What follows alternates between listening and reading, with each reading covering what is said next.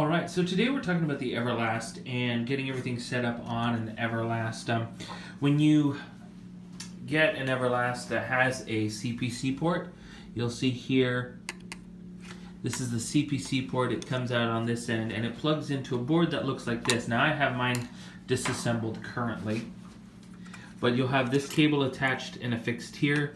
You'll have a grounding clamp affixed back here, and you'll have this cable affixed here. I recommend as we're doing this, we make sure that we've disconnected many of the leads off, at least the control lead here and here. Other leads can remain like the ground as we're working with this. And we're going to be making a small adjustment to interface it with the Proma THC. And the problem with the interface is these it's these resistors here. And we're going to wire a jumper on these resistors. Let me go ahead and show you the configuration here.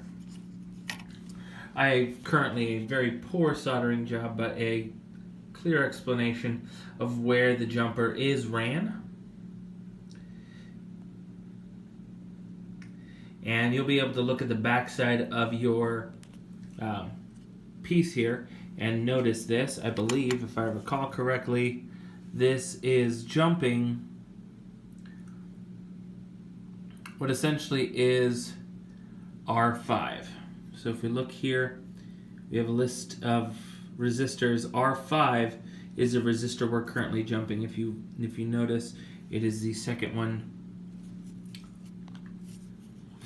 over in these series. So this is R3, R5 is right next to it, and we are just jumping R5 in order to allow the THC to operate properly. Now, I will say this as we're running through this. This may void the warranty on the Everlast, so we don't recommend anyone do this. However, at the same point, this is a specific fix that we have known and seen to work that allows the Proma THC to integrate with an Everlast with as little work as possible. The other option, of course, would be to take two small alligator clips and rather than soldering points, just clamping onto the two other sides of this resistor in order to jump this resistor. Options for you if you want to look into it, but that is one simple way to get yourself up and running using the Everlast and the Proma THC.